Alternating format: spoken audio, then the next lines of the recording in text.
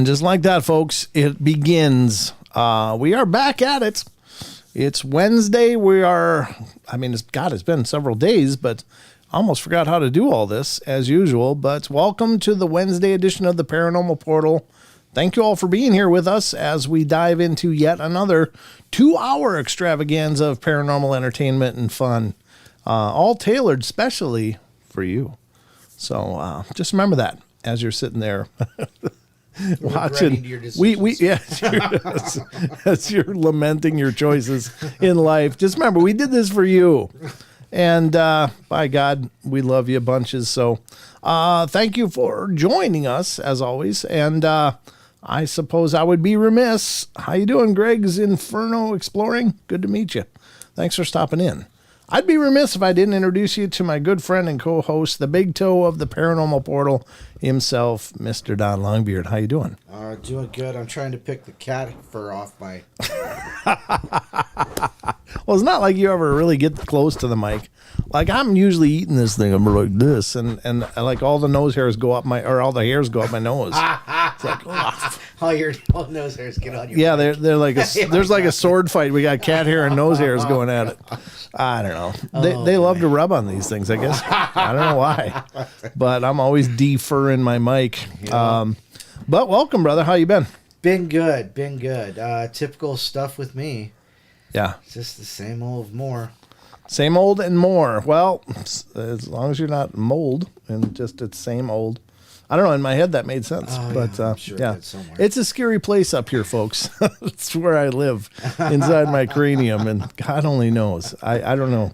This is obviously very live and unrehearsed, so you get it just as it comes off the cuff. Mostly unrehearsed. And we have very questionable filters at most times. So if you're a sensitive listener, this might not be the show for you. But if you're expecting high caliber entertainment, this may not be for you either. Hairball. All right, so we got a bunch of stuff going on tonight. As always, we're going to be getting into the news. Of course, the news will be coming up shortly. We're going to do the Discord question of the week, and my apologies because I actually didn't remember to post a question until like an hour and a half before the show. Here he goes with the excuses. It's not an excuse. It's an admission of guilt. It's an admission of guilt. All right, then. It's an admission of guilt. So, but I did put it up there, and you guys have been amazing with on the Discord community, jumping on it and providing some great answers. We're going to do a lot of UFO stuff tonight as well after the Discord question of the week, which is about some UFO stuff, some timely events, of course, that have been going on lately. I'm sure you all know about them, but we'll be visiting your opinion on those events. When we go to the Discord question of the week, we're going to come out of it. We're going to hit some UFO stories, and then we'll hit the cryptid corner to round it all out. So sounds like a lot of fun, huh, Don? Just massive amounts. I see Jake remembered what time the show was tonight. It's about time. Yeah, Jake, I don't know. We'll expect a doctor's slip for your absences. Yeah, no doubt. Yeah. Mm-hmm. But it's great to see you guys coming in and welcome. If you're new, thank you for coming in and checking it out. If you like what you're seeing, please get subscribed and ring the bell so you get notifications. Generally speaking, we live stream on the YouTube every Wednesday, Friday, and Saturday, as well as we have an audio podcast that's available on all the major platforms. So we'd love for you to check that out as well if you're not familiar with that. So we got a lot of things cooking in the kitchen of the portal here. So I don't know, Don, you in the mood for some news? I'm in the mood for news. Don needs some news. All right, let's get to the news and find out what's going on tonight. Brown chicken brown.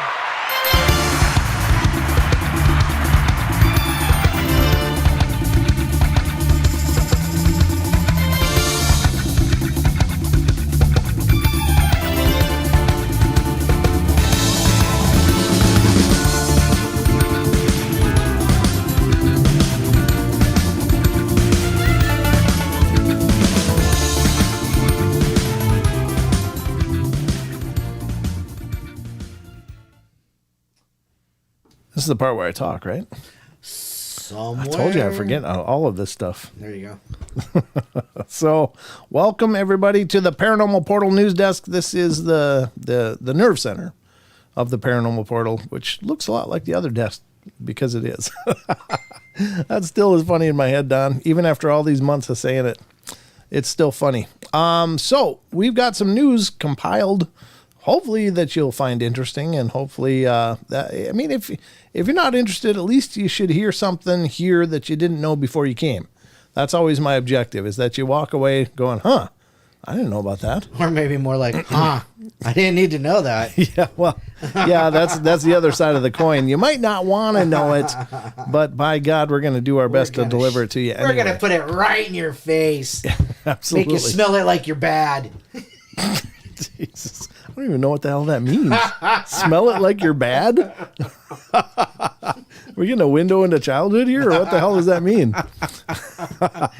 All right, the first one up on our Festival of News fun here on the Paranormal Portal is coming from unexplained-mysteries.com, which is a phenomenal site. Please check them out. They do an incredible job over there. One of the most timely news sources I've ever found, honest to God. Just boom, everything that's happening, they put it up there. And it's this one person, TK Randall, whoever this person is. They are a machine. Knowledgeable. TK. It might be an AI. Too knowledgeable. It could be. I don't know, but it's incredible. They do an amazing job over there. So again, unexplained-mysteries.com is the site. And the article is, could the zombie fungus from The Last of Us ever really exist? Now, I'm here to tell you, Don, I watched like documentaries on, I love documentaries on like the Learning Channel and stuff. Right. And there's this fungus that does affect ants. Yes. And it's like takes them over. Yes. They become like remote control, and it does its bidding. Yes. There's another. Like the president. Like they could be president. Yeah. I'm not going to get political here, but there is like precedence for this in the natural kingdom, and including like bugs that can burrow into the brains of different critters and basically take over them too. Right. And make them essentially like jump into water and drown, because these different things need water. The curse. Like Crucio, yeah. Crucio curse, yeah. Yeah, but I mean, it makes them just do themselves in, because apparently, like the parasite ones need water to propagate or to do whatever it is they do. So, but the ant ones are really creepy. They literally drive these ants around doing their bidding. They do, yeah, And it's crazy because these ant colonies eat funguses, but somehow they get in touch with this bad one that actually takes them over. So there is a precedence in the natural kingdom for this, and that's absolutely frightening. But let's see. Could it ever happen? Could a fungus zombify humans and bring about the end of the world, like in the hit game and TV show The Last of Us, which premiered a few weeks ago on HBO, follows the story of Joel and Ellie, two survivors of a post-apocalyptic world dominated by zombies infected with a mutant fungus. The show, which is based on the hit video game in the same name, presents a disaster scenario that offers a unique twist on the zombie virus concept that is more typical of this type of setting. But could a fungus really turn people into zombies and bring about the end of the world? Scientific American recently spoke to Tom Chiller, chief, his name is Chiller? Wow. Chief of the Mycotic Diseases branch at the Centers for Disease Control and Prevention. Chilling. Yeah. That is chilling. About this very possibility. And thankfully, though, he was highly skeptical of the idea that such a scenario could ever happen for real. It's far-fetched, he said. It's just not going to happen. The show mentions an actual real-life zombie fungus, whatever that word is. Latin. That can, yeah, it's some Latin stuff, that can hijack the body of an ant. Oh, so okay. Yeah. Seemingly providing the idea that fungus can infect and take over the host. According to Chiller, however, the fungus would have taken a very long time to evolve, and insects are far more basic creatures than humans with simpler internal organs and a lower body temperature. There are no known examples capable of infecting mammals. In all likelihood, evolving the means with which to infect humans would probably take millions of years. Maybe they can whip that up in a lab in no time. Well, I'm pretty sure something in Wuhan. Yeah. In other words, we won't be seeing clickers or shamblers in the real world anytime soon, which is good. I'm personally, okay, so I don't like horror movies anyway, but my least favorite horror movies are zombies. Really? Yeah, because the whole idea that grandma could be coming to eat your head is absolutely chilling to me. It's absolutely frightening. That is the worst scenario ever. It's like, oh, look, Aunt Martha's back. Oh, God, no, get back. She wants to eat you. Wow. I got to tell you, though, Father Mike is in the chat, so we're okay now. Okay, well, Father Michael, we'll keep it he'll keep it above board for sure. Thank you, Father Mike. Good to see you, brother. All right, so there's the first story of the night, and good news, folks. Doesn't look like there'll be any. Doesn't look like it's possible. Yeah. Doesn't look like there's a zombie fungus that'll bug us anytime soon, pending any gain of function or something. But good old Rachel, cordyceps only affect the muscles and leave the brain alone. Oh, so you're locked in the body, and you're locked. Your brain's locked in a body that's controlled by something else. Ugh. Yeah. Cordyceps, Well, that's creepy. Yeah. What the hell are cordyceps? It's a type of fungus. That affects people? No. Okay, good. Because there's nothing like that in nature to mess I was with like, us wait, too much. newsflash, update, folks. No, I don't know. I mean, I don't know a lot about this kind of stuff, but I just thought that ant thing was absolutely horrible. That's like, oh God, it's a fungus. Should be on pizza. Here it is driving ants. It should be on pizza. Here it is driving ants around. It's like, oh my God. So let's see if and how the hell is a fungus aware enough to go, hey, there's an ant. Let's go drive that around for a while. Like it's Grand Theft Auto for ants. Riding. Yeah, exactly. Grand Theft Auto. What the hell is going on here? Where did those come from? So I don't know, man. That stuff I find that creepy as hell. No kidding. Yeah. So the next one up on the News Festival of Fun here on the portal is also from unexplained-mysteries.com, and this one is. This one has to do with aliens, folks, which is kind of fitting the theme tonight. And this is, could aliens be using black holes as quantum computers? That's a big computer, if that's the case. Yeah, well. Let's see what it says. How big is this? Nope, it's okay. We can read it. It's within your limit. It is. I have a very low threshold for news stories. TLDR, go download it yourself. Yeah. I do provide links for stories that I stumble on that are much too long. But that he stumbles on. Yeah. Astronomers seeking alien technosignatures far out in space have suggested that black holes could be the key. The question of whether we're alone in the universe remains one of the biggest philosophical conundrums of our time. While it seems almost inconceivable that our civilization is alone in the cosmos, the fact still remains that we have yet to see any evidence to the contrary.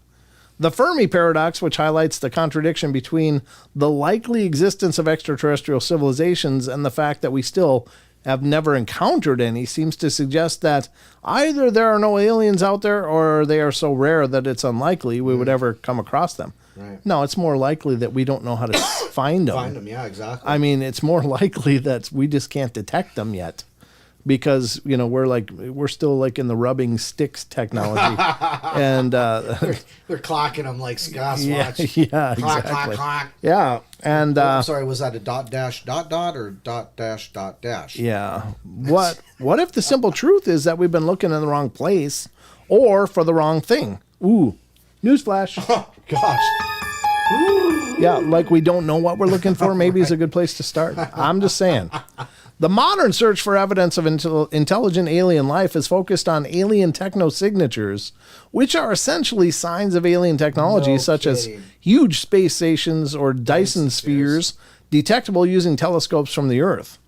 Now, a new study by researchers from Germany and Georgia has put forward the idea that advanced aliens may be using black holes as enormous quantum computers, thus perhaps explaining why we have yet to see any evidence of other large technological platforms in space.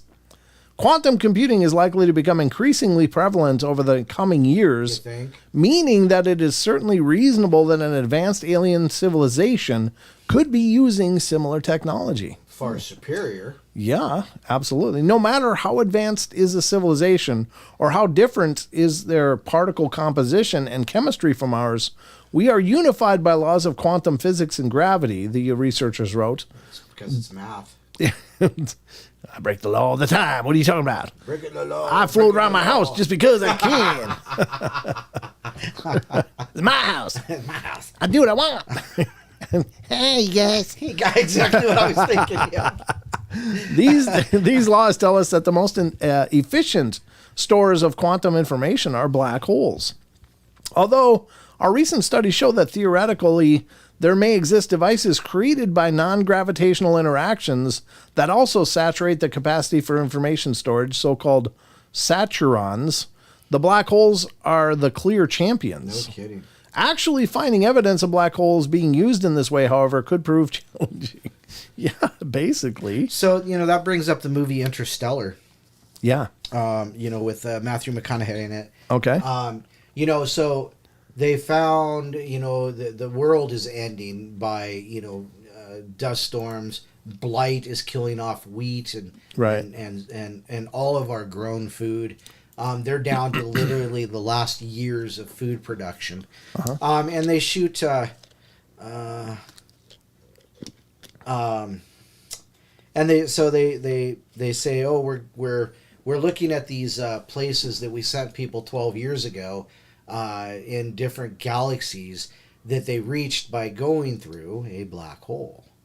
And of course, the black hole was a sphere just outside of, just over by Saturn. Oh, right. Yep. So, so part of the premise of the movie is that there's a ghost in Matthew McConaughey's daughter's room, a ghost. Right. That turns out to be him manipulating some kind of a quantum computer. Yeah, that movie gave me a headache. Yeah, it got a little technical there for a while. It did. But part of how they got into it was they were slingshotting around a sun, and they shot a robot off into the black hole to crest it and gather information. So as it was going through, it was picking up information that's just stored in this, black hole. Right. So talking about, the largest, container of information in the entire realms, shall we say, black hole? Sure, why not?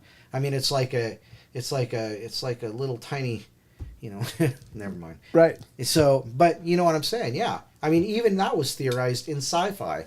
Sure. It wasn't that great of a movie. It was a good movie. It wasn't that great of a movie, but it was a good movie. It was interesting. Yeah. I mean, there was some good parts to it, like some of the different worlds they landed on and stuff. I thought was pretty interesting. But yeah, well, there you have it. I guess we got to look for black hole quantum computers. Oh, Maggie. What did she say? If not a black hole, a bucket with a hole in it. Dear Liza, dear Liza. All right. Well, I'm not sure what that means either. You have never, dear Liza? What? No. What? There's a hole in the bucket, dear Liza. No, I got nothing. There's a hole in the bucket, dear Liza. Okay. All right. Got it. Fix it, dear Henry, dear Henry, dear Henry. Anytime we can move on. All right. Let's go to the next one here. And this is another fun festival of news. This one is, I just bumped into this the other day as well. Oh. And I think it was on Sasquatch Chronicles blog, actually. But it's also on unexplained-mysteries.com. Mystery of weird green lasers over Hawaii has now been solved. Yep. It's the Chinese. TLDR, the Chinese. Obviously.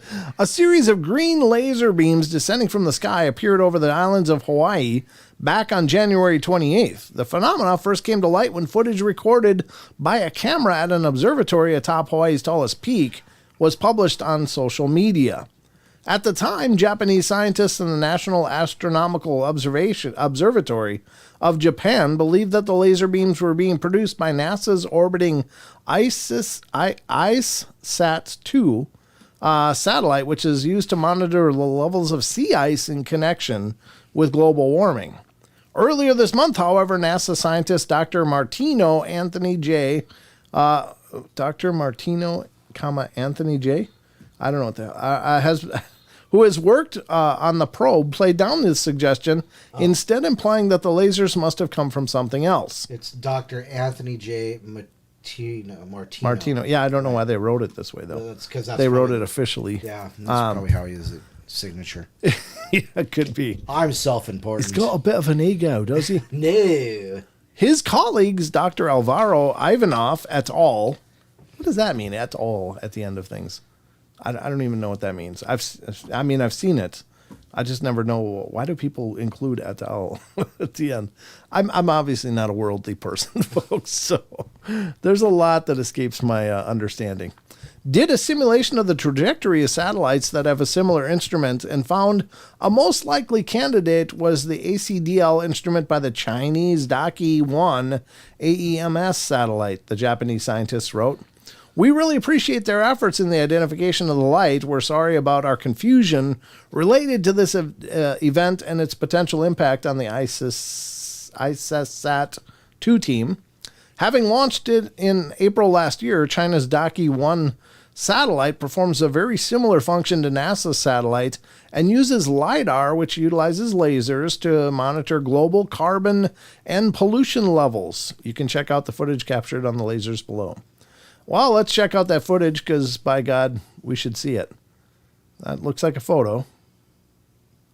There's one laser. Wow. Okay. That's what they look like, huh? Okay. So there's a LiDAR lasers, is that what it said? I guess so. Yeah, that makes sense. Contrast enhanced. Well, thank you. At least it's not a big red circle. Right. Yeah, that makes perfect sense that that's a LiDAR. Sure, I guess so. I mean, not that I know a ton of my phone has LiDAR, but I use it to 3D scan things. But very interesting. Whatever that means, folks, it looks like it's a Chinese satellite that's looking for pollution, which is kind of funny because I think China is like one of the biggest polluters in the world, aren't they? I don't know. They like to send us balloons. Well, they do. We'll get into that later. But yeah, I mean, if they should probably be floating these over China and checking out what they're doing to everyone's playground around the globe. But anyway, I don't know. You be the judge. So atoll is a synonym for etc. So etc. Oh. So it's a synonym. So somebody's name, etc. Yeah. Well, that refers to authorship of books, though. Oh, so, okay. I gotcha. Yeah. So I'm not going to go into the rest of it because it's all Greek to me. Yeah. There you go. Give yourself a rim shot. That's okay. Okay. All right. I'm just throwing it out there. You're within reach of the button. So yeah, I probably pushed the wrong button. Hey, there we go. Give himself applause. That's fine too. Last week I did a Viking in America history lesson, so there you go. Oh, that's right. Yeah. Well, there you go. Don brings it all to the table, folks. Here's having to do with part of our question of the week, actually. But it's also a news article, ladies and gentlemen, which doesn't surprise me because this is the one thing the news is covering. Project Bluebeam. Yeah, maybe. The Project Tic Tac, maybe. All right, from unexplained-mysteries.com, mystery of downed UFOs over U.S. sparks alien invasion fears. You think they'd send Tic Tacs? Supposed to be tiny aliens. They're about the size of action figures. They're all stacked in there in shelves. We're taking over. Come here. Yeah, no kidding. Hey, where's that parasite that takes over ants? Yeah. Hey, take this one for a ride. Yeah. Ride these aliens around. See what happens. I'm going to borrow their ship. Hold on. Yeah. Hold my beer. Hold my beer. Watch this. 3 unidentified objects have now been downed by fighter jets over North America, and we still don't know what they are. Yeah. Well, there you go. Something strange has been going on in the skies over the country over the last few days. No. Following the downing of a large Chinese balloon last week, U.S. jets have since shot down a further 3 unidentified objects. You think they might want to identify them before they start lobbing missiles? Oh, no. Don't you think? Shoot first, ask questions last. Get her done. Quick. And there could still be several more of them out there. The first of the 3, which was described as cylindrical and silver-ish gray, was shot down by an F-22 Raptor after it was observed flying at an altitude around 40,000 feet over Alaska. The second was downed a short time later over Canada, followed by a third over Michigan. While the U.S. investigators are working to recover and identify the wreckage of these objects, speculation has been rife in the media as to what the objects could be and where they came from. The phenomena has even sparked fears of an alien invasion. The one thing that is troubling me here is I see a sort of pattern as I looked at social media this morning. No way. Don't look at social media for patterns. Wow, yeah. Don't look for social media for news either. Said Jim Himes, House Permanent Select Committee on Intelligence. Well, that might be why he's on social media. All of a sudden, massive speculation about alien invasions and additional Chinese action or Russian action in the absence of information. People's anxiety leads them into potentially destructive areas. So I do hope very soon the administration has a lot more information. As things stand, all we can do is speculate and wait for more details to be forthcoming. Well, there you go. I don't know if they're going to start lobbing missiles at everything in the sky. They're going to be pretty busy because there's no shortage of sightings of weird craft all around. Yeah. I mean, it's going to turn into a war zone really quick. Yeah, there's about 5,000 of them at any given time. I don't know. That's a made-up statistic, obviously, but very, very weird. So, could be aliens. I don't know. I mean, it does kind of match the description of the Tic Tac craft from the 2014 Nimitz videos. Nimrods. Well, not the Navy. The Navies are good guys. Yeah. In the Navy. No, that wasn't for the Navy. That was for Megaphone Man. That was Naysay. What do you do? He donated $1.99. Naysay, thank you very much, Naysay. Free 99 is my best price. Don's easy. And apparently cheap, too. Well, I wasn't going to say that. I'm glad you implicated yourself on that one. All right, so there you go. They're shooting down more stuff. Will there be a fourth? Probably. Just hold your breath. It'll happen. Probably happening right now. If you hold your breath, you might float away. You might be up there with them. Don't get shot. Yeah, you'll get lobbed missiles at you. Next up on the news is another article. Never mind, I was just speaking highly of the Navy. Never mind. Right? No offense to our servicemen and women, of course, but sometimes military decision-making is a little flawed. And that brings us to this article from unexplained-mysteries.com. Naysay's got to stop. Naysay, we love you, brother. We love you, You Naysay. just give us another $19.99. Woo, brother, take it easy. U.S. Navy once fired at a balloon weapon that turned out to be Venus. Wow! That's intelligence for you. Yeah, maybe that was the official description. No, it was Venus. We were lobbing missiles at Venus. Uh-huh. It says the rather embarrassing incident was recently recounted in a tweet by the U.S. Navy By Institute. the Navy Institute? Yeah. Oh, wow. Back in the 1940s, at a time when Japan was using balloons to drop bombs and other incendiary devices over the United States, the crew of the U.S. Navy vessel spotted a spherical object in the sky that they believed to be one such weapon. We opened fire at what we thought was the altitude of the balloon, Larson B. Ditto, who had been his name Hey, is why don't you Ditto. go jump off the boat? Ditto. Yeah. I'm going to join the Navy. Me too, ditto. Had been serving on the ship at the time and later recalled of the incident. We had to estimate. We set a fuse to go off at an estimated altitude. We started out at 5,000 feet, 1,200 or 524 meters, and we could see that it was coming up short. No kidding. Do their guns reach Venus? I don't think they got a fuse that long down. So we raised up to about 7,500 feet and could see that it was too short as well. So we raised it up to the maximum 10,000 feet. Wow.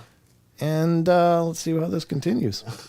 Despite their best efforts, the crew were unable to hit Venus. He means, as the story goes, Yeah. the object. The object. The reason it turned out was because they were actually firing at was the planet Venus. Wow. I thought the Navy was supposed to be so good at constellations for navigating In the and stuff. Navy.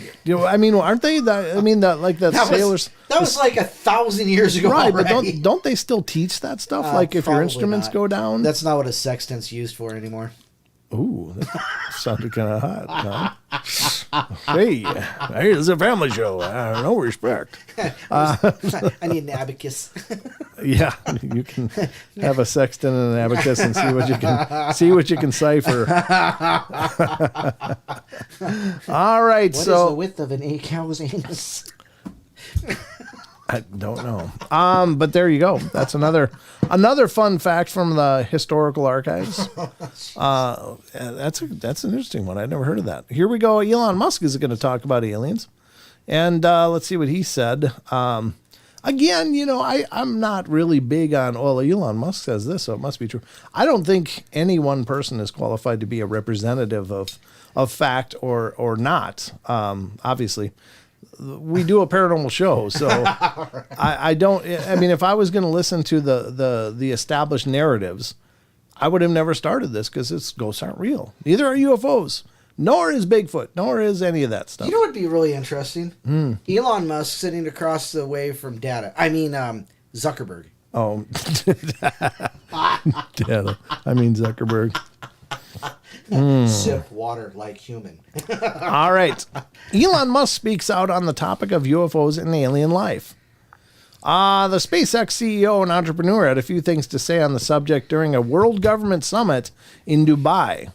Like him or loathe him, why would you loathe him? He seems like a great guy. He made all his money in crypto. Yeah, well, he started PayPal. There is no denying that Elon Musk is one of the most influential people in the world today, especially when it comes to areas such as technology and spaceflight. On the subject of UFOs and alien life, however, the billionaire remains strangely skeptical.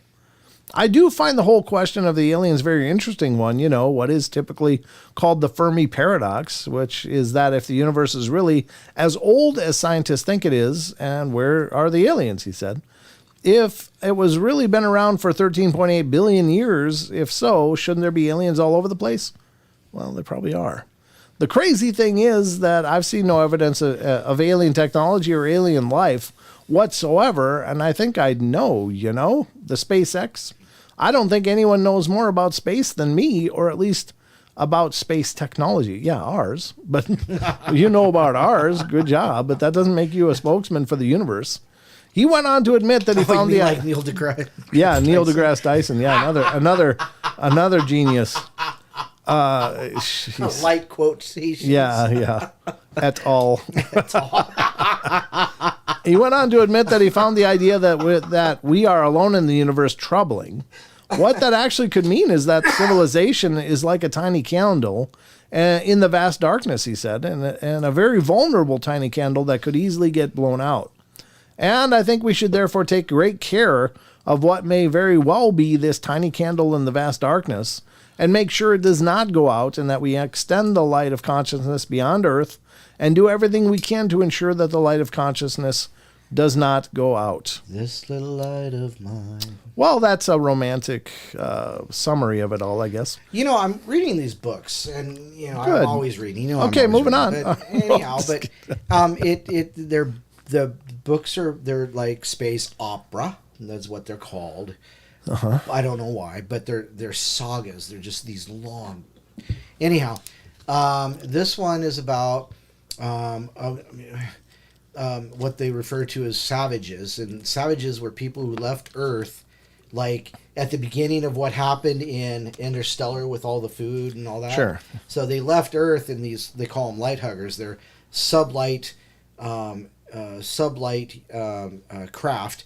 And then shortly after they leave, we figure out, quantum, light faster than light. Oh, okay. So we pass them. But they take so long getting where they go. They're like thousands of years, and they're just weird, right? But it comes out in the books that the only real species out there is human. Huh. Because everything that they encounter, every other species they encounter, was made by the savages. They were mutated animals mixed with human DNA, and so it was all made by humans. Wow. To destroy. Sounds like the humans. Anunnaki, right? Well, yeah, actually, kind of, yeah. Now that you mention it, yeah. Yeah. Interesting. Anyhow, there you go. There's Elon Musk's take on it. He doesn't know anything about aliens, but he hopes that we don't blow ourselves out. So there we go. You got that going for you. You might not have known that before you tuned in tonight, but now you know. Now you've got one less brain cell. All right. I think that's going to wrap it up for the news for tonight. Sure. Let's do shout-outs right after the news. So everybody start chatting. If you want a shout-out, you got to start talking. So let's go back to the rest of the show.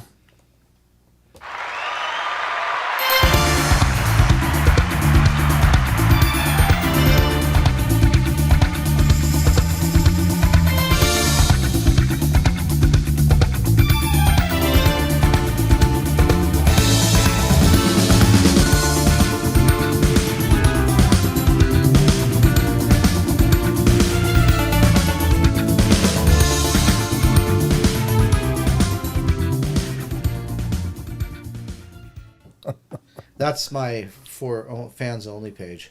Yeah, you got to go to Don's OnlyFans page if you want to see that one. If you want to see the sex dance, that's on Don's OnlyFans. We don't do that on this show.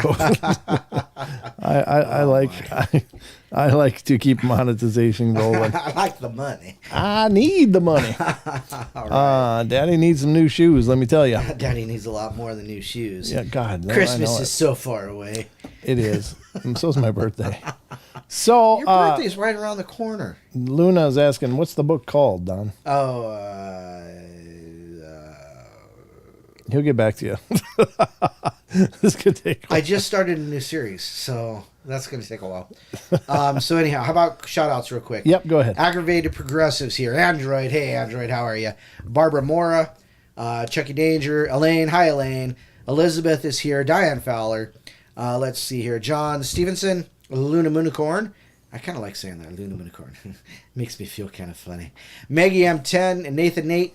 Rachel gets it right. Ramon. Hi, Ramon. Been a while. Roman's here instead of Jaron today. That's interesting. Nice to see you, buddy. We're rotating the Daniels. Oh, apparently so. Rotating Daniels on tap. Let's see here. Ron the Sage, Swishy Ishy. Farms here. Fourth Color. Tracy Gale. Wonder Woman. Willism. Will. 111ism. One. Okay, how you doing, Willism? I believe he said he was Irish. Or I should say they. Naysay's here in all of his slightly insane personalities. Let's see somebody. Flyer Tuck. That's an interesting name. It Burns. There you go. Mr. G's here. Let's see. Let's go through. Did I say Sugar Britches? Sugar's here. Tracy Gale. And that's it for the chatters. That's the active chatter so far. And just a general hi and love you, Mom, to Portal Mom. Oh, Portal Mom's out there listening. Yeah, everybody send your prayers to Portal Mom. She's a little under the weather. Oh, sorry. He's Scottish, not Irish. Oh, Scottish. Okay. Yeah. Well, we got a call, and it might be from our very own Mr. Naysay. Let's see. 701, you're on the air. Hello, my brothers from the same Mother Earth, and by the power of the almighty pinky toenail, I command all of the positivity in the universe for Mama Portal and a quick recovery and all of that comes with it. Oh, thanks. How you doing, brother? I am as fantastic as the universe allows. How are you? Wow, mush mouth. I am as fantastic as the universe allows. Thank you. Hi, Donnie. Hola. What's up, Daisy? So what's on your mind tonight, brother? Nada. Well, I wanted to weigh in my 0.003 cents on the weather balloon and the objects. Okay.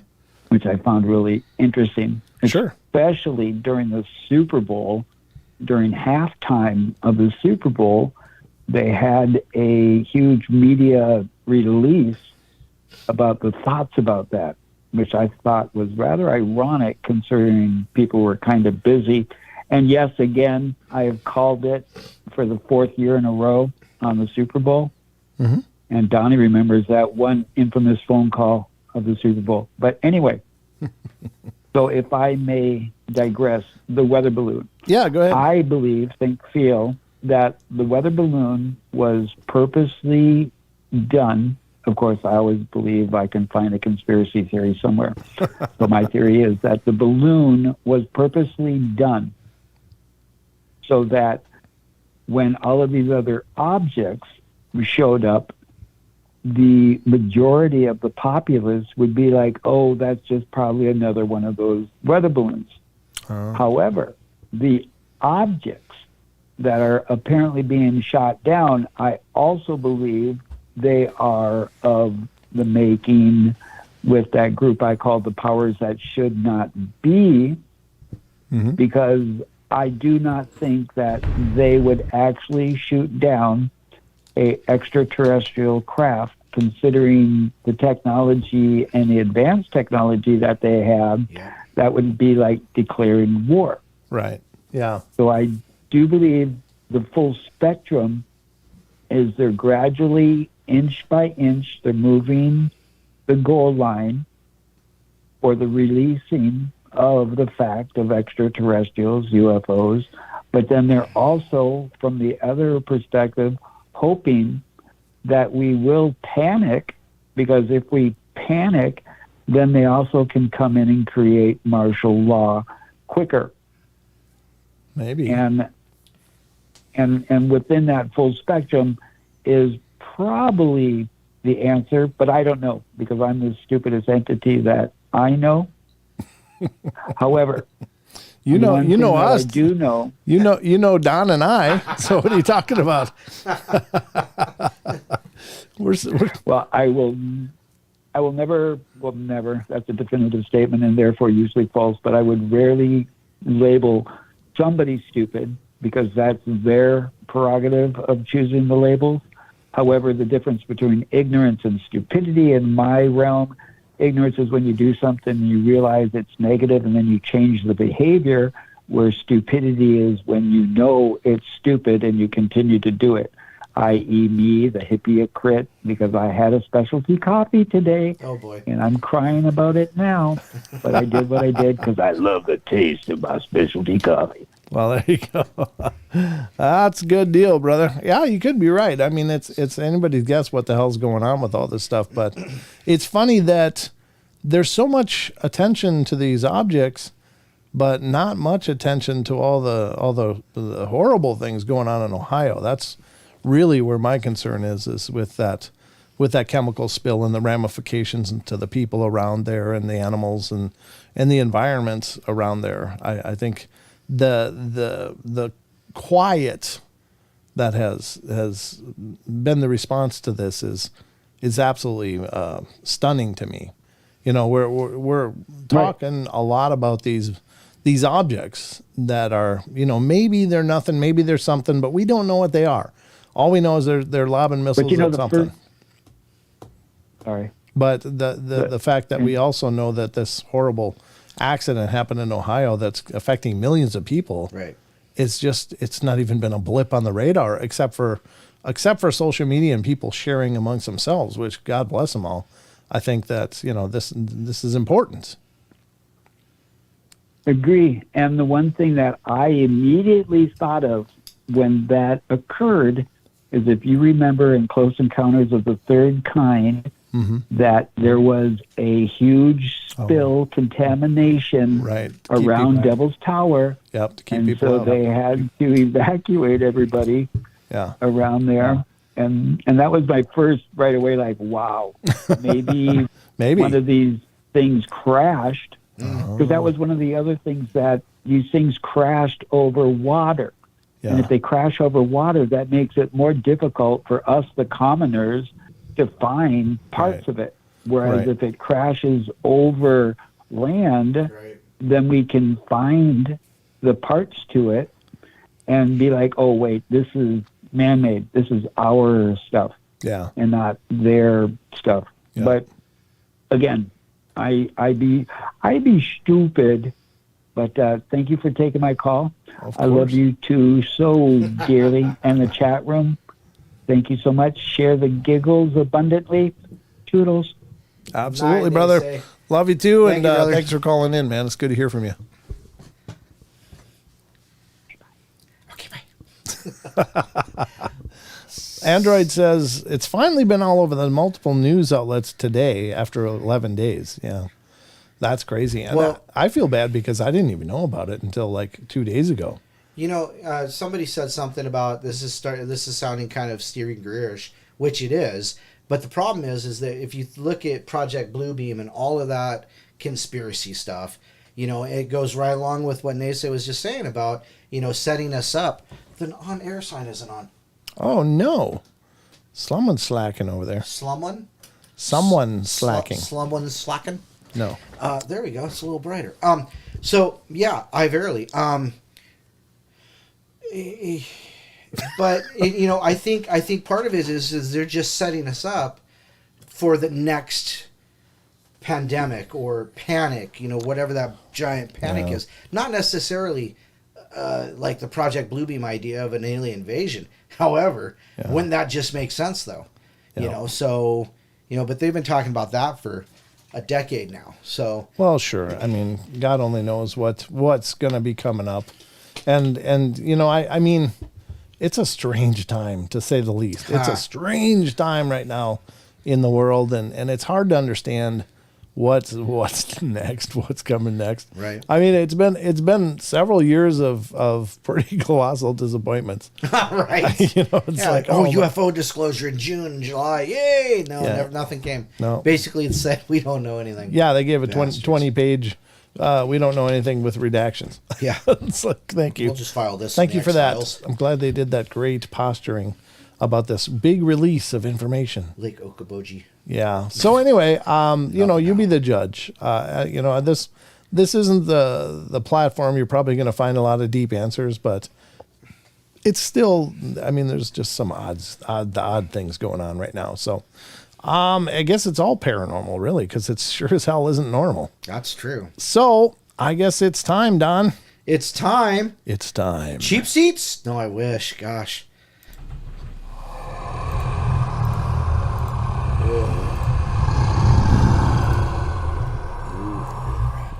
It's time for the Discord question of the week. I apologize for my tummy. Which actually was just today, actually. What, your tummy? No, the question of the week. Oh, yeah, it was just today. And thank you to everybody again. I know I put out this question with very little time to respond, but we still did get a bunch of responses. So thank you guys for that. One huge one from Android. Go figure. He is. It's either Android or Rachel, one or the other. Yeah, they're very comprehensive in their responses. So welcome to the Discord question of the week, and this is to let you know that we have a Discord channel. Could you put a link? Oh, certainly, yes. And Don will put a link into the chat. If any of you use Discord and you want to be a part of it, we'd love to have you over there.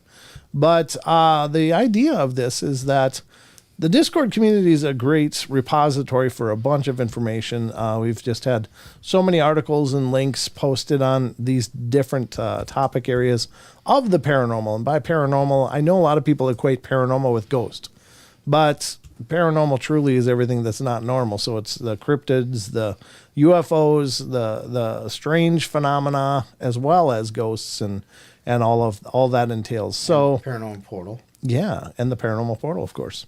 Yep. Yeah. So what we do, what the idea is it was a way to bring the Discord community into the live show experience and kind of tie those in together so they're not these separate little balloons entities out there by themselves, that there's a cohesiveness to it. So I formulated the question of the week where I pose a question to all of you in the Discord community in the idea that you'll tell me what you think, because nobody knows. Nobody knows what the hell's going on with any of this stuff. So all we have is the our own ideas and thoughts, and they may correlate with other people's, and they might be very distinct. And I've really loved the responses so far. You guys have put so many incredible ideas on the table, and really helped my journey personally. Because the reason I do the portal is because the reason that I started it is because I want to understand this stuff. I think it's important, whatever this stuff is. It's not just weirdness; it's the breadcrumbs teaching us, and there's lessons to be gleaned from all of this weird phenomena. So the question of the week for tonight's show, on the Wednesday show, is Don, do you want to read them? Sure. Are you okay without your glasses? Yeah. Okay, go ahead. I'm far enough away I can actually see it. In recent weeks, the question, here, let's pose the question. The question is, in recent weeks, the U.S. military has been shooting down strange objects over the skies of North America. Do you think these are simply additional Chinese balloons, or is there something more going on here? ZX81 version 2 says smoke and mirrors, sponsored by CIA. Don't forget your chemical spill. There you go. Artemis RF says, someone on TikTok pointed out something about this yesterday that made me really think, so I'm only 80% joking when I say this, but they may have actually had a point. About 5 months ago, scientists achieved fusion ignition. In Star Trek First Contact, we watched as the crew of the Enterprise goes and introduces himself to a planet which just reached warp drive capabilities to welcome them to space and invite them to join the Federation. Humanity achieves fusion ignition. We start seeing all these objects. Our trigger-happy military shoots them down. We ain't ever gonna get an invitation to join the Federation if we keep shooting down Kirk and Spock. Wow, that's a great, yeah. I'm gonna need our uniforms to chill out so I can get my damn replicator. Yeah, no doubt. In all seriousness, I think it's a distraction to keep people from paying attention to the fact that certain political groups are doing everything in their power, bans on reproductive health books, etc., to knock us back to pre-Civil War rights movement days. Pre-civil rights. Oh, yeah. Sorry, pre-civil rights. Yes. Yep. Very good points, Artemis. Yeah. Thank you. Chucky Danger. I think it's still too early to tell what's going on for sure. The reports of each craft being different shape is weird. Would be nice to actually see debris. Yes, it absolutely would see debris. Nice to see debris. But wouldn't you think that why would one think that they would all be similar? I mean, let's just imagine for a second. Let's think of Star Wars. They've got Y-Wings, B-Wings. They've got Corvettes. They've got Hammerhead Corvettes. They've got destroyers. They've got frigates. They're all kinds of different shapes and sizes of ships. And if it's in space, it doesn't matter what shape or size it is, right? Yeah, it doesn't need aerodynamics. It doesn't need to conform to anything. Mm-hmm. Just a thought there. Plus, if they're from different planets, I mean, ours are going to look different than somebody else's, unless we're using the TR3B. But then, whatever. We can't just use the blue lights; they have to be green. Android says, "Glad you're bringing this topic up with current events. There has been a lot going on with the UFO stuff in the past year, and this event is sparking the UFO conversation among more congressmen and senators, barring Reid." He's just Schumer. Yeah, Harry Reid's the one that's not in there anymore. Yeah, Chuck Schumer's the one that believes in aliens. Yeah, I do not believe 3 aerial aircraft are Chinese like the one from 2 weeks ago, for the following reasons. Wow, he's got this bullet pointed and just right on the money. He's very thorough. He passed his English class.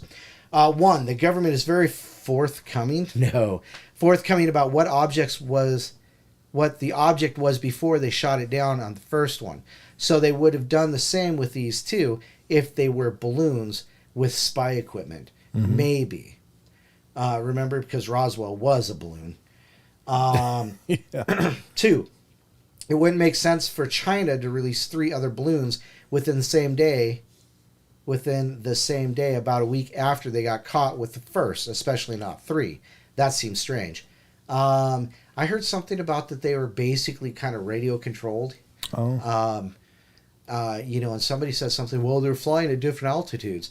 Well, congratulations, brother. How do you think you go up and down in a hot air balloon? You catch different airstreams, right? Airstreams can be going in any direction. Just the higher you go or the lower you go, the cooler it go. You further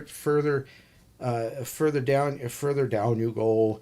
You lose oxygen, things like that, and your airstreams are going different directions, just like your tidal streams. Anyhow, so they're like, well, it's too far up to be a balloon. Well, we just read something about balloons being able to reach 100,000 feet and more. Yeah, weather balloons, yeah. Yeah, so there you go. 3, they are described to look completely different from the balloons 2 weeks ago. One is described as a cylindrical in shape, one is described as hexagonal in shape, and the other is a metallic reflection the size of a small car. Was it a DeLorean? Conclusion, it's hard to know what they are since very little information is leaked out about them. However, there's some things that we can completely rule out based off what the pilots have described. They're not a giant spy balloon from any country because these are much smaller and shaped strangely and have no equipment hanging under them like the Chinese balloon had. So spy balloons can be ruled out on likely 2 of 3 of them if the pilot descriptions are accurate. Drones can also be ruled out because they all travel several miles with no consumer drones has the power to fly more than 45 minutes before needing recharged. Manned craft can also be ruled out since at least 2 of the 3 were described as very very small car-sized pilots by the pilots. Very small car-sized by the pilots. After ruling those things out, that does not leave many options left. I'm not convinced they're alien, but something strange is going on here, especially since the government has not even confirmed that they have collected any of the three. They keep saying the conditions are too rough for quick retrieval. Yeah, right. Well, yeah. Yeah. However, that makes sense for the first shot down in the Arctic Sea. The other one was over the land in Canada. It was by Lake Huron, Alaska. Oh, that's right, the Alaska one, right? And the last one was by Lake Huron, right? So the conditions of those two should be fine. Whatever they are, let's pray they aren't aliens, or we probably would have made them mad. Not seeing they would have invaded us. Not seeing, I'm not getting that part. But maybe just a huge influx of abductions or something. Not saying they would invade us, but maybe just a huge influx of abductions. So I really hope they are not, and I really hope our government and these pilots would be smart enough not to even attempt to shoot them down, anything that was behaving otherworldly. Just there and here, 66. Just here and there, 66. Something's more going on in my opinion. If the aliens are trying to keep us from killing ourselves off, i.e. turning off IBMs, then sending objects that are not of this world into the skies worldwide should make the government go WTF is that, and maybe they should concentrate on something other than war with each other. Well, that's true. Yeah. Great points, and all of you. And I think, Sorry, did you say at all? for all of you. Oh. So I mean, I don't know. I've heard the varying descriptions. I've heard allegedly the pilots have said that. I've even seen on Facebook somebody's posting something that looks like a rounded craft wreckage on the ground. Again, there's no, that's the other part of it, is that there's no way to really filter what's legitimate and what's not. I mean, I'm sure we'll see tons of wreckage photos that aren't wreckage photos. They're wreckage from something else, perhaps a plane crash, perhaps a car crash. Who knows? I mean, that some people will be pawning off as the actual photos. I don't know how anybody could have a photo at this point. And I don't trust that the picture that I saw on Facebook just a little bit ago is actually wreckage from the downed ship or craft or whatever the hell it is. So, I mean, there's going to be a lot of weird information out there. I don't know what's wrong with people. Again, it's the hoaxers. They love to capitalize on things like this just to see how far people will believe. And it's frustrating, but I really do think we need answers, or deserve answers anyway. I think we deserve. Yeah. I don't know if we'll Not get them. Need. Though. Yeah. We deserve. Well, I mean, we need and deserve them, because if there's otherworldly stuff in our skies, outside of the normal UFO stuff that goes on, but if they're shooting down otherworldly stuff, we should probably know about it, because if let's say they are really pissed, like, God, we just built those. What the hell? That's it. We're taking over. Yeah. It'll affect everybody. It's not like it's just gonna be one thing, and there will be no cow anuses to be found anywhere because they'll be all anused out. They'll be all cored out. So, I just think it's weird, whatever the situation is, and I don't pretend to know, but I can tell you that this really stinks of some weirdness. Well, especially if they're cored anals again. Android says, breaking news, I just got a push notification from NBC that the president will be having an official presidential address on TV this week about the aerial objects. Oh, well, I can't wait for that. Wow, yeah. Oh, my fellow Americans. Corn pop. Sorry. Cowbutt. Yeah. Corn pop love cowbutts. I don't know. I'm not trying to be political at all, but I don't have a lot of stock or a lot of faith in official releases at this point. I don't think many of us do. Will there be pudding? Yeah. Need some ice cream. Whatever the case is, I'm sure some information will be forthcoming. It'll be hard to know what to buy into and what not to, but just, use your judgment, I guess, folks. I don't know. But great responses. Thank you to everybody that took the time, especially given the limited amount of time to respond. And thanks to Naysay for calling in and weighing in on it a little ahead of the game, but that's okay. And any of you in chat, if you have ideas about what you think, and you're not on the Discord, you can certainly pipe up on the YouTube chat. That's fine too. Let us know what you think. But special thank you to everybody. As you can see, this is our Discord. Here's the topic areas over here of the things that are covered on our Discord, and it's just a really cool community. So thank you again to everybody that participated, and I look forward to your responses on future questions of the week. And again, if you have Discord and you wouldn't mind getting involved, we'd love to have you in the Discord community as well. So keep up your good work, folks. So this has been the question of the week.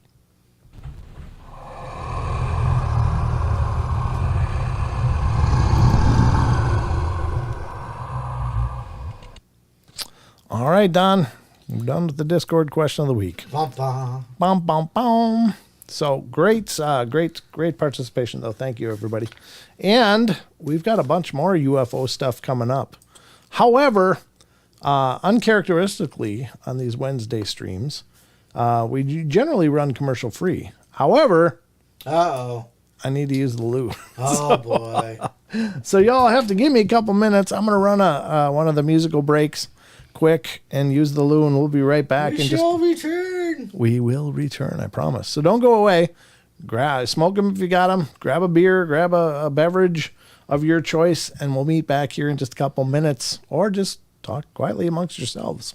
We'll be right back. Don't go away.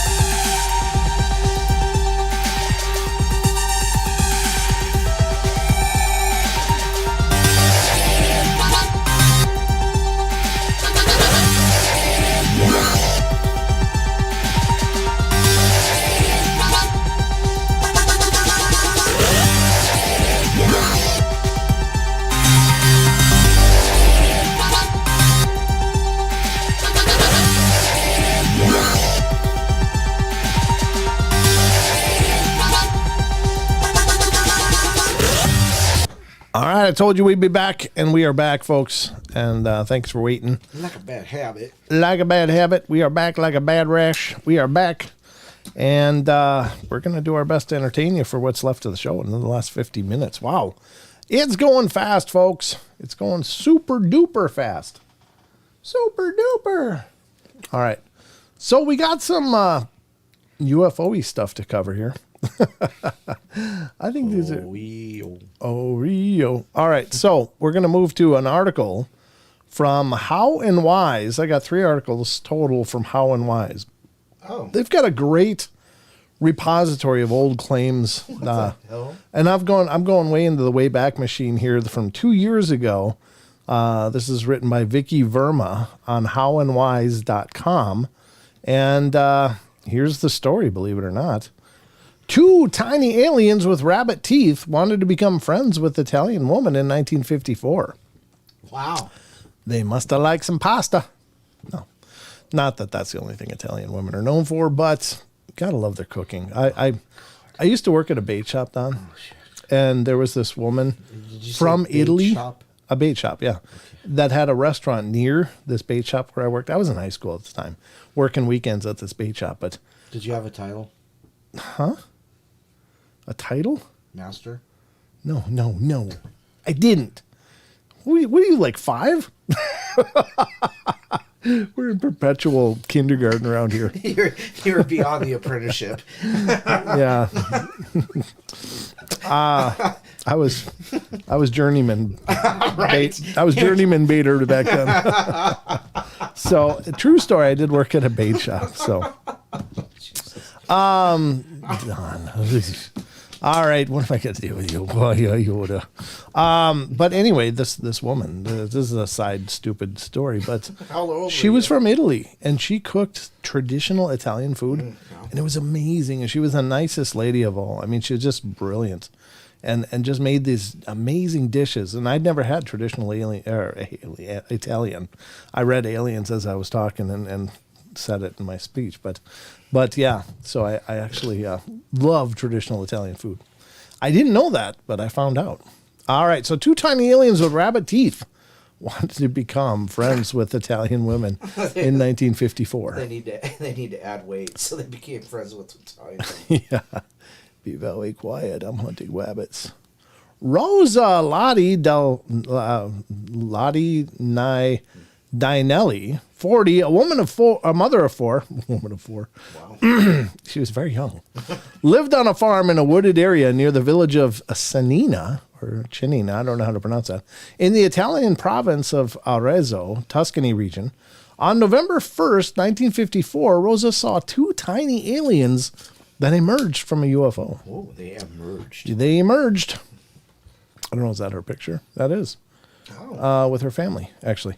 So this happened when Dinelli was walking to the altar of the Madonna the Wanderer with a bunch of carnations. Mm-hmm. Suddenly, she saw some kind of barrel-shaped object, which immediately aroused her curiosity. Mm-hmm. It looked like a long spindle, almost 2 meters high, that resembled 2 bells put together and wrapped in something like leather. Then 2 tiny creatures appeared on the surface of this craft. They were friendly and had human-like faces. They were dressed in completely closed gray suits. Their equipment also included some kind of short capes or camisoles, which were fastened to the collar with small star-like buttons. Helmets glittered on their small heads. Where's the kaboom? the little aliens acted energetically and lively. Dinelli thought the aliens were Chinese because they were speaking short words beginning with I, like, or L, like loi, lai, lo, etc. That's all. Etc. And their eyes were beautiful and full of intelligence, and their faces were normal. Only the upper lip appeared to be slightly curved in at the center, so it seemed as if they were always smiling. According to Dinelli, their teeth were short and thin like a rabbit's, but the ears were non-visible because of red-colored leather-like helmets. The older-looking alien was constantly laughing and seemed to want to make contact with Dinelli, but She got scared when he snatched the carnations from her hands. She probably thought, oh, she brought me flowers. Being surprised and embarrassed, Dianelli reprimanded him with all the severity she was capable of, and this creature returned her 2 flowers. When the aliens went to their capsule, Dianelli seized the moment and ran away. She rushed headlong through the entire forest, and when she finally turned around to look, the mysterious creatures, they were gone. Well, I don't know. It's kind of a cute little story. I don't know. But I guess, I don't know. That actually kind of looks like her. Yeah, it does actually, doesn't it? Yeah, it does. They did a good job. But I don't know if that looks like 2 bells. Does it? Is there cone-shaped bells? Cone-shaped bells, yeah. I don't know. But anyway, that's... Split them in half, throw a scoop of ice cream in there. Yeah, there you go. Got 2 cones of love. But yeah, I mean, it's a curious little story. So, good old Rachel, she says 2 tiny aliens walk into a pizzeria. Uh-oh. And then down here, Father Mike goes, Rachel, feel free to put me in that joke wherever it leads. 2 tiny aliens and a priest walk into a pizzeria. That's freaking awesome. Gotta love his sense of humor. That's awesome. That is good. Yeah, we should absolutely. get him on. We should get him on sometime and talk about aliens and if maybe they may be just throwing it out there. Angels or set by a higher being. Might be a thing to talk about. I don't know. It could be.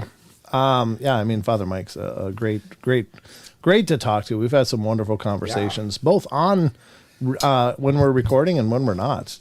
We just have this great exchange. So I think you could talk about pretty much anything. All right, so the next one up is from House and Wise. This is also from Vicky Verma of 2 years ago. Aliens from the planet Orion visiting Earth for 7 years to deliver important message to humans. Well, there you go. They're bringing news. On June 11th, 2019, Colombia's largest newspaper, El Tiempo, reported that strange tall creatures whose height was more than 2 meters had been regularly seen in the Guasimo since 2012. I know, it's just tough. I do try to pronounce them. It's just, how do you say that? I don't know. G is usually spelled, it pronounces an H. So Huasimo? Okay. The creatures always appear at night, and they have strange robotic voice and are dressed in black. Huasimal is a small town near the west coast of Colombia, and it's a very quiet place. There are no prank-loving crowds of frivolous teenagers, but mostly ordinary poor people who raise cattle, work in sugar factories, make cheese, and plant fruit and vegetable crops. Humanoids first appeared in December 2012 and have returned there every year since then. Wow. Each time, Huasimal became more and more popular among Colombian paranormal lovers. They come from all over the country to personally see the creatures. Unfortunately, no one has managed to make a video or even a photo of the humanoids or their ship yet. But it says there are only eyewitness accounts. Most often, all these stories are mistaken for ordinary urban horror stories. However, something happened in December 2018 that slightly changed the atmosphere around the alien visits to Guasimal. Close contact was made between the aliens and a local farmer, Diego Mondragon. Until December 2018, the aliens had also flown to his farm, but there were no close contacts then. At the same time, the aliens came very close to the farm buildings, and all the inhabitants of the farm got scared when they arrived, but Diego told them to calm down, saying that they were peaceful. After that, Diego approached the 5 humanoids, and they conveyed a message to him for all the humanity. They said that people need to love each other, otherwise the human race will soon be destroyed. Yikes. So get on that loving, folks.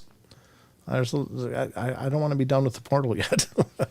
They also said that they have lived in these places for 60 years and that they have a deep underground base near the village. They flew to Earth from the planet Orion. On the same night, one of Diego's neighbors called the police when he saw tall humanoids on the farm, and police officer Manuel Velindia Marquez responded to the call. When he arrived, there were a lot of people, and everyone was very nervous and shocked. He claimed to have seen dark silhouettes about 2 meters high. He said they were more human beings. They were more human beings than we are. More human than human? Yeah, I guess so. They will preserve something of humanity and prepare us for future events. Oh, thanks, Tracy. I appreciate that. Valendia says that his fellow police officers did not believe him, but he insisted that he had seen it all. Diego first saw the humanoids when the dogs out of his farm began barking loudly in the night and looked towards the chicken enclosure. At the same time, for 7 years of observing angels in Guatemala, he had never seen a UFO there. Other residents also saw only humanoids. Ufologist Christian Ramos of the Contact OVNI Colombia group became interested in the case in 2013, and according to him, he also saw those humanoids when he came there. In the distance, about 200 meters, there was a silhouette of about a 2.3 meter thick build, black clothes, a black suit, boots. He wavered from left to right, never remained motionless. He watched us. Sounds like a Bigfoot. Since then, police and journalists have interviewed many people in the Guatemala area, and many of them have told stories of humanoids who could jump over the roof. Besides, they said that some people had also come into contact with them. Well, there you go. So, love each other, folks. That's the takeaway there, I guess. So, let's see here. Get your loving on, everybody. I have a question that needs answered. Okay. 25, 13, so quarter, 25, 660. So, yes, that's an eighth of a mile. What? Okay. Oh. Well, you were just reading that, and it's like 200 meters. Well, 200 meters, was it 200 meters or 200? Yeah, it's got to be 200 meters, which is 660 feet, which is an eighth of a mile. Mm-hmm. Okay. That's not really horribly long. Well, but it's not too terribly close either. How can you tell 6 feet, well, 6.5 feet, from 660 feet? I don't know. Maybe you line it up with something that's a known height. Like if they were standing next to something of a known height. Then Yeah, that would make more sense. Then you would make your... You could surmise it that way, I suppose. Or a tree branch that you know how tall it is. Or Right, whatever. something you can physically go and, Yep, measure. So, yeah, very curious. All right, and another one, the last one from Hows and Whys tonight. Aliens from Pluto and other planets in Milky Way claimed World War III to begin in 2022. Pluto? Kind of accurate. Okay, Well, I mean, if you look at what's going on in Ukraine yeah. as a possible launching ground for the final World War. So, but from Pluto, huh? You know Pluto's not a... It is, too. It's a planet, Don. Leave it alone. Not according to... Well, screw them. All of them are wrong. It was a planet... Not according to Neil deGrasse Tyson. Yeah, well, Neil, there's a lot of things Neil I don't agree with.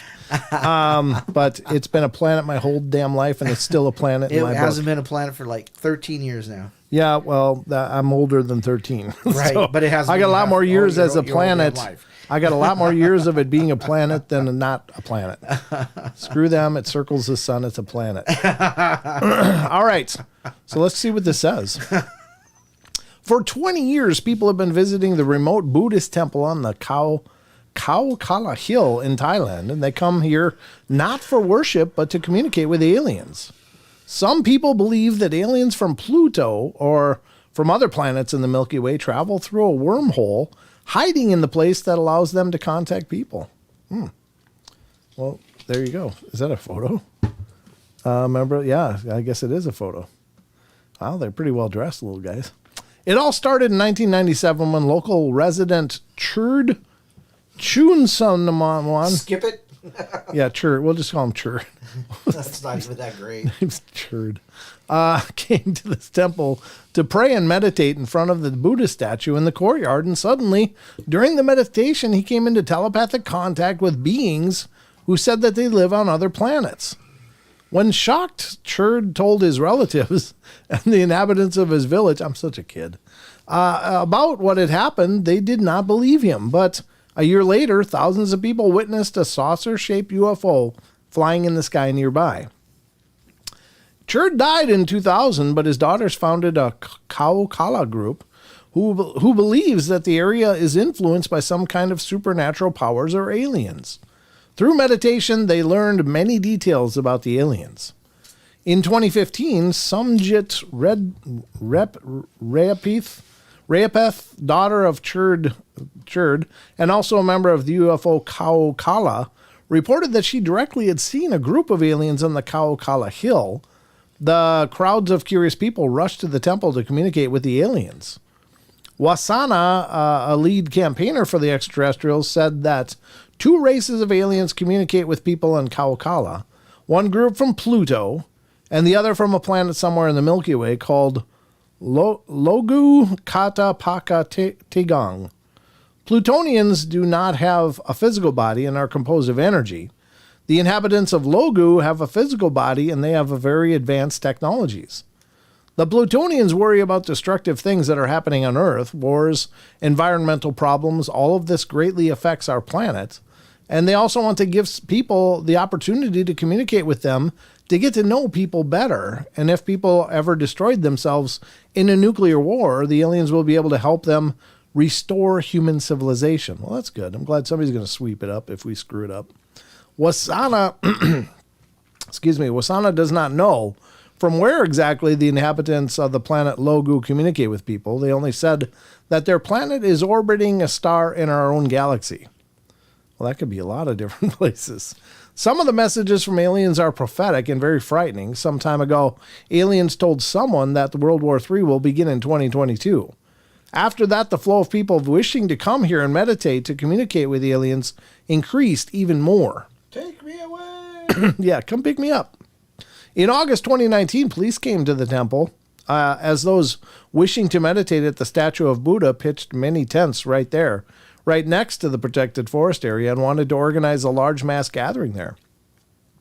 According to Wasana, meditation and communication with aliens endowed her with the ability to travel through space and time, using the power of her mind. Well, good job. At present, there are 100 permanent members of the Kala Society, and they wear white robes and most often come to pray and meditate at the Buddha statue on top of the hill. One of them, resident of Bangkok, Ploy, I'll just say Ploy, has been coming here for 9 years, and she said that she has repeatedly seen UFOs and aliens. Another member of the community, 32-year-old Sakwasa Mukpram, was there more than 10 times in the past year. I want the aliens to send me the power to make me brave, she said. Jeez. Wow, they're deifying this. Yeah. In addition to the information about the impending war, the Plutonians also scare people with various environmental catastrophes Ohio. and natural disasters, but no details about them are indicated in the press. So there you go. I guess the Plutonians are kind of the negative energetic beings. But I don't think that deifying them is good. Now, I will say, look, if I was going to start a group wanting people to get involved, I'd probably say that I was in communication with aliens too. Now, I will also say, though, that what they're talking about is not very far removed from what Stephen Greer talks about with meditation and to communicate. So maybe there's really something to that. I don't know. CE5 experience. Yeah, exactly. So, I guess it's the ball's in your court, ladies and gentlemen. Do you believe in that? Is that possible? You have to subscribe to your own feelings on it, because I don't know what to think about stuff like this. I think it's fascinating. I think that it may not be extraterrestrials per se, but they may be energetic beings, like in the next vibration or something like that. I don't know. Dimension. Yeah. I mean, does that make sense? I don't know. It's and I'm not taking anything away from these people. Believe what you want. If it gives you hope, if it gives you the ability to look forward in your life with more security, I guess then if that makes you feel good, then follow your heart. I'm not. It's not incumbent upon me or even my place to suggest, yeah, this is true or this is not true. I only have my personal feelings on it, and I don't pretend to think for everybody. So Believe what you like. I barely think for myself. It's too exhausting. It is. It's a tiring thing, isn't it? That's why I come here and sleep well afterwards. Yeah, exactly. So there's one more that I got here. I think we can read this. And this is from a different source now. And this is fredanderson.medium.com. It says, we will be back. The 1944 alien abduction at Klisberget. And I don't know. Klisberget. Berger? Okay. Maybe. I don't know. I mean, again, it's like somebody spilled Scrabble. You know, and I don't know what the hell to do with it. It's like, all I can do is pronounce it in my Midwestern palate, and hopefully I'm somewhere near the right sound. Mayonnaise, too spicy. Mayonnaise coming over. All right.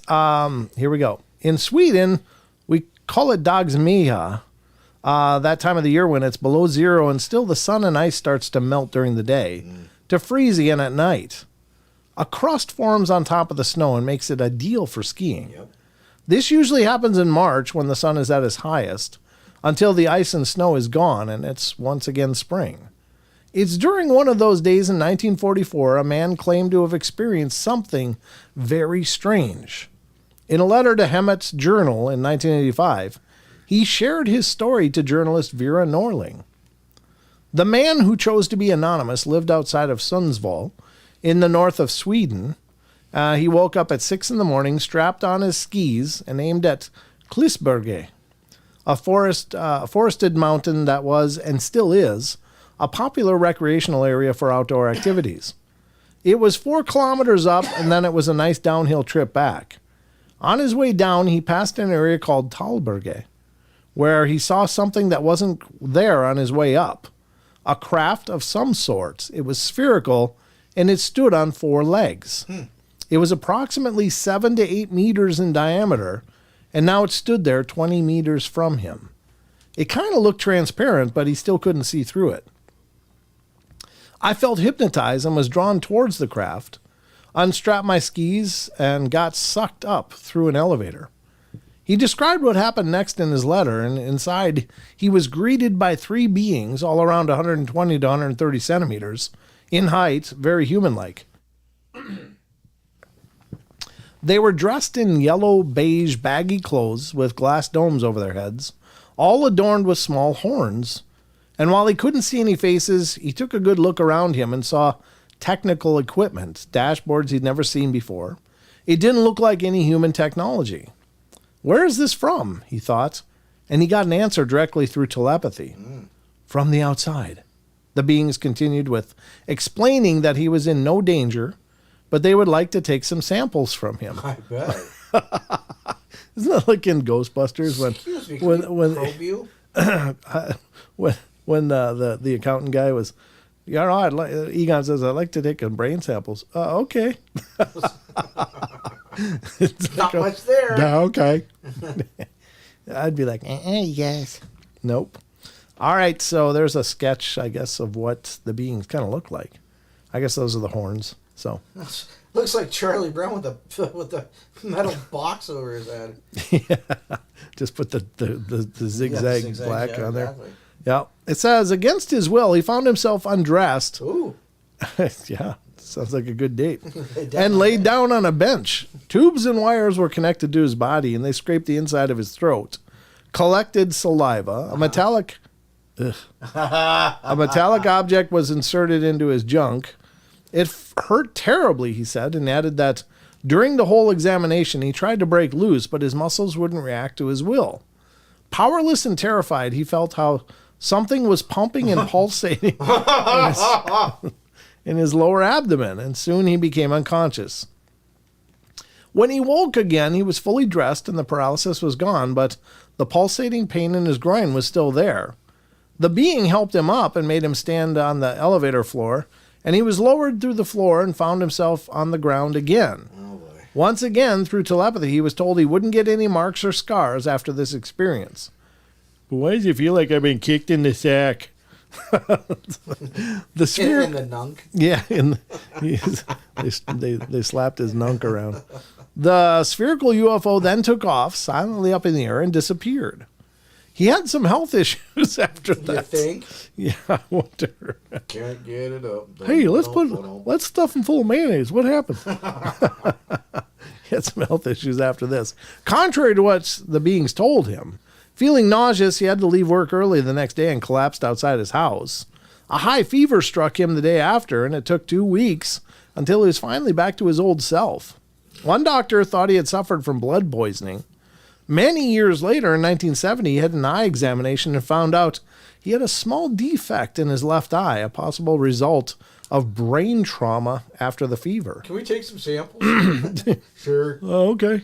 In 1984, something happened that made him rethink the idea of not sharing his experience and therefore writing a letter to Vera Norling at Hemmett's Journal. And it was on October 24th, 9:14 a.m., and he was sitting in the living room reading the morning newspaper, and suddenly the TV was turned on, and he could see yellow-green images of a forest and snow, and soon himself on skis, working himself downwards until he reached the sphere. A voice in his head told him, "Look carefully. Do you recognize this?" From the perspective of an outside witness, he was shown the whole examination again, which resulted in an x-ray of his whole body after the beings had problems dressing him, not sure how to use his clothes on his body, which might be the one reason he, outside the sphere, found that his ski boots were on the wrong feet. Well, at least his underwear were under his pants. You ever put your underwear on backwards? It's like suddenly they're all roomy. Wow, the boys are free. We want you on our side. Do you want to come over to us? We can multiply your life expectancy. There are more of your kind here, and no one shows any regrets. He didn't hesitate in his answer. No. I don't blame him after that last exam. What is the entrance exam like? That was just a pre-screen. Yeah. We're going to have our first interview. Now, this might hurt a bit. The last thing he heard in his head was the ominous, "We will be back." Those last words bothered him. Would he get abducted again against his will? In his letter to Vera Norling, he added that he would call her in 1 week, and that was a promise he held. The first call was short, where he explained he didn't want his name in the magazine because he was afraid to be mocked and not taken seriously. And he didn't want his family to suffer because of this. However, this was the first time he ever told anyone about the incident and wanted to share it with the readers, and suddenly the connection was interfered with by statics and was broken. Excuse me. A few moments later, he called back and managed to tell that this was something that he had forgotten over the years up until the strange incident with the TV in 1984. Then the connection broke again, and that was the last thing Vera Norling ever heard from the man.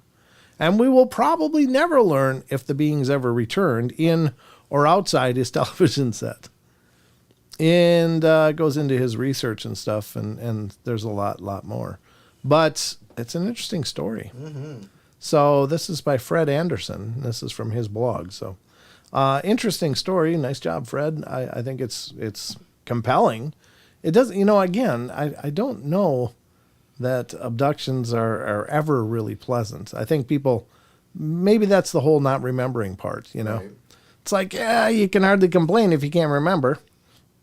So maybe that's why they do the mind wipe, because it's really a horrible experience. Well, that's interesting because, apparently, according to the Greada Treaty, back Eisenhower days, that kind of thing, mm-hmm. They're supposed to erase our memory so we never experience it again. That particular incident. Yeah. I think they just kind of gave up and said, "Screw you. We're going to just traumatize everyone now."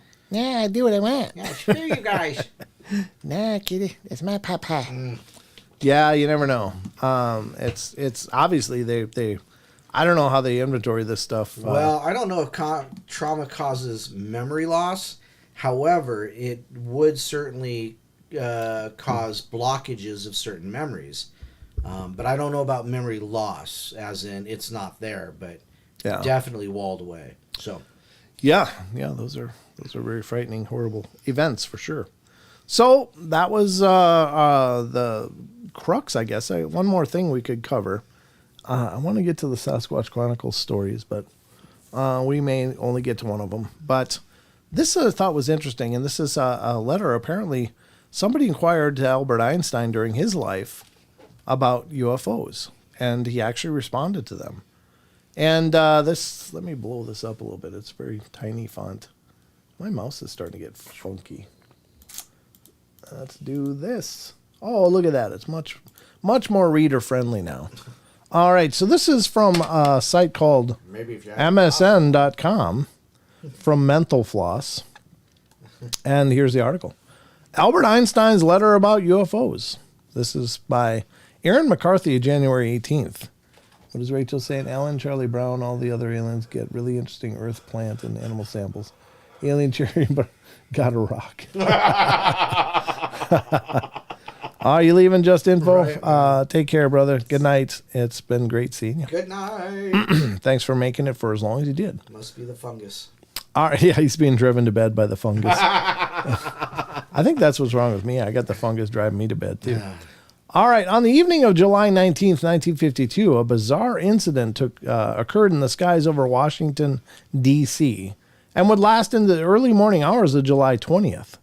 Air traffic controllers watched as objects materialized on their radar screens and flew over the White House and the Capitol airspace that was restricted.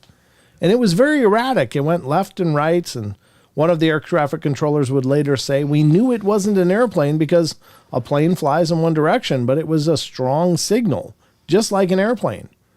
A Capital Airlines pilot reported seeing 6 fast-moving lights that had no tail, no recognizable shape, just bright lights against a dark sky over the course of 14 minutes.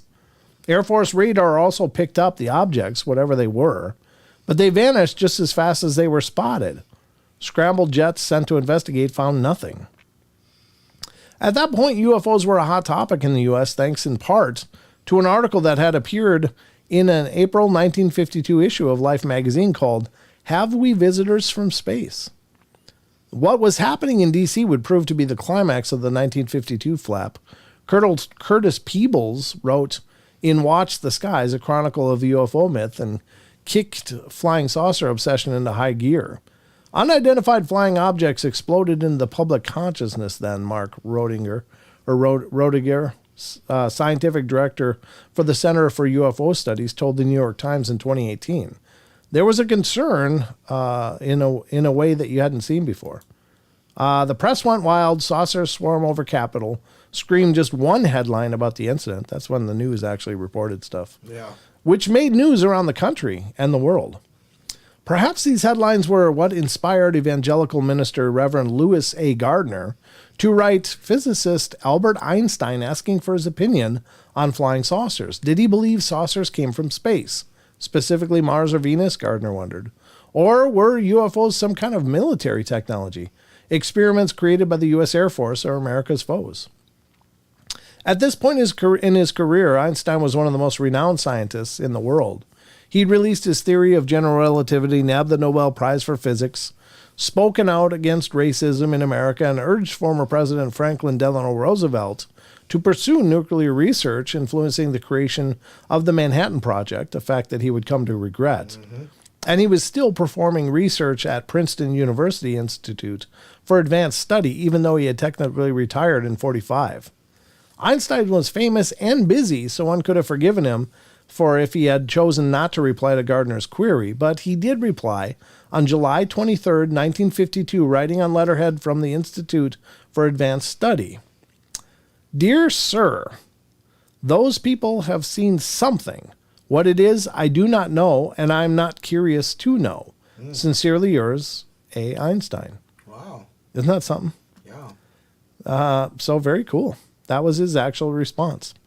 Quick little article, but, he did actually respond. He said people saw something, but what it is he didn't know, and he's not curious to know. So That reminds me of what Truman said about aliens. What did he say? I've never seen a purple cow. Oh, okay.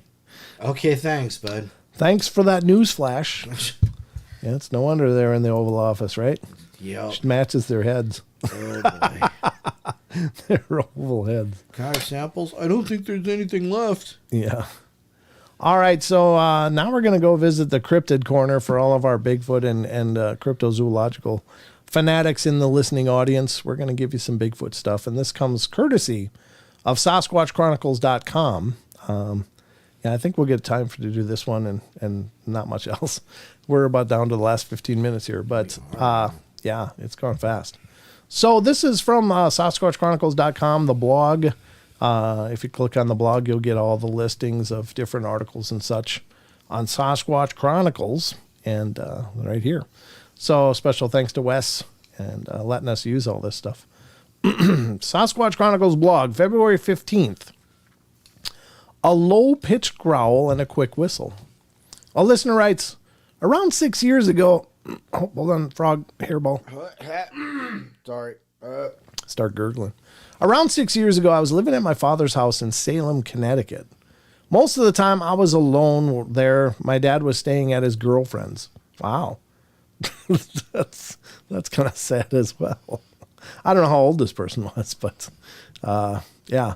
One even I had just got home and was walking to the door with no exterior lights. The lights on the car were off. As I was getting to the door, the woods is to my back, and I hear a low-pitched growl. God, I know that sound. Ugh. We have coyotes, bobcats, fox, sometimes lynx on a cold winter, but they usually avoid the house. Coyotes get close in a pack, but not often. I got inside, turned on the exterior lights, and I saw nothing. I didn't think much of it at that point, but about a week later, I was up late. It was super warm evening, so the windows were open. While I was in bed, and I hear rustling outside my window, passing it off as a deer. I turn off the TV. As soon as the TV light went out, I hear screaming night like a bobcat, more like a person. I got up and grabbed my gun and flashlight and made my way down the stairs. I could still hear the dead branches and leaves crackling, and I get to the door and turn the lights on, aim the gun and flashlight in that direction. I see two large eyes about 20 yards in the pitch black. Eyes had a soft green reflection from the flashlight, but the body was obscured by a brush. I called out and said, "I see you." And then I got a response, a low-pitched growl and a quick whistle. I was perplexed at first, and I started getting goosebumps. The fear when I just heard something moving behind me. Needless to say, I shut the door, locked it, and moved back to the upstairs as quietly as possible, and sat below my window with my gun till the sun came up. That's the short of it. Never had anything else occur while I was there. I moved out a month later. Everyone I told said I was full of it. Seeking out answers, I thought maybe it was a mountain lion. People say that they see them, but I listened to some recordings of the larger cats and couldn't find the exact sounds I heard. I heard some recordings on your show and immediately was like taking me back to that night. I would love your honest input if you have time. Wow. Yeah, that's weird. They can be anywhere. They can be everywhere. They don't seem to respect our boundaries, Don. Yeah, well, they were here first. That's a good point. They probably were. So we got to respect that. I think we do have time for one more. What do you mean you got to take off, Maggie? What do you mean, Maggie? I got to go. Well, life goes on. We'll miss you, but thank you for being here for most of it. All right, so next up on Sasquatch Chronicles blog, February 15th, I see a bear with hands.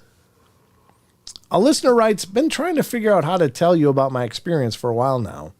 Not sure where to begin because I've never told anyone about this, not even my wife of over 20 years. It was 1990. I was 9 or 10 years old. My 12-year-old brother and I just arrived from the Smoky Mountains. Our dad drove, my mom in passenger seat, while my brother and I rode in the back of the F-150. It had a cab, so it was safe. Towing one of those Coleman pop-up campers. Needless to say, my brother and I beat the crap out of each other all the way there from Ohio. So as we finally arrived and were allowed back out of the truck, and Mom and Dad were trying to set up the camper before it got dark, my brother had found what he must have thought was a perfect stick to whip me, and I ended up running away from him. I ended up running what I am guessing to be about 150 to 200 yards into the woods.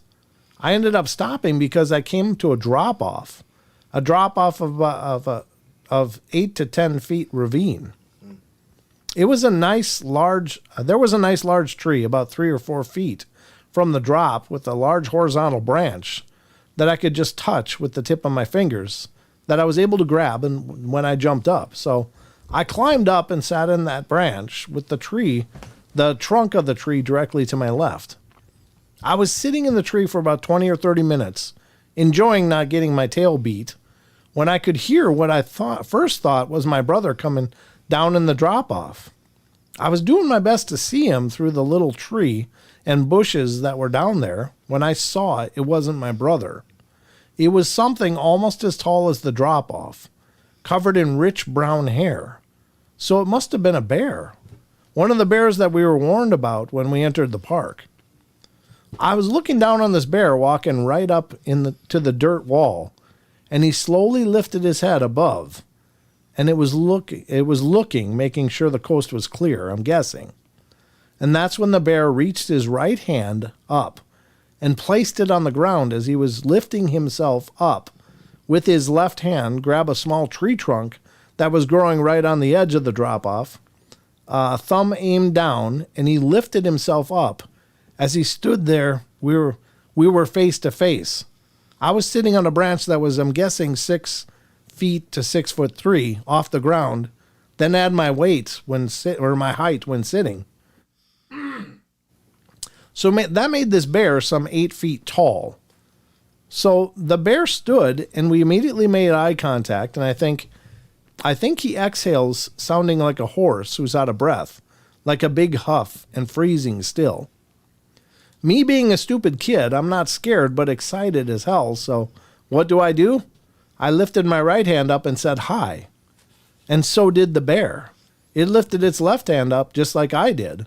After about 2 or 3 seconds, the bear looks at his own lifted left hand, then lowers it, glances back at me, and just turns and walks to his left and faded into the trees and bushes after about 4 or 5 steps.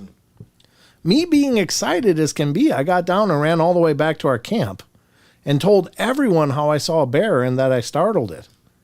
My mom obviously isn't happy. My dad reminds her that they are more afraid of us than we are of them. The next morning, my mom wakes us all up pretty early to see the actual bear that was ripping up a small bag of trash. And that's when I was like, oh, Mom, it's a baby bear. And she asked, where? And I said, right there. That one, it's a baby because the one I saw yesterday was much bigger and could walk on 2 feet. Dad told me that's a full-grown black bear and that they don't really get much bigger. And I just knew he was wrong, but I knew better than to tell my dad he's wrong. I never realized what the hell I had actually saw until years later when my brother asked if I remembered when I saw a bear with hands. Wow. That's pretty incredible. Face to face with an 8-foot-tall Sasquatch. Yikes, right? Yep. And that's kind of cute that he decided to wave at it.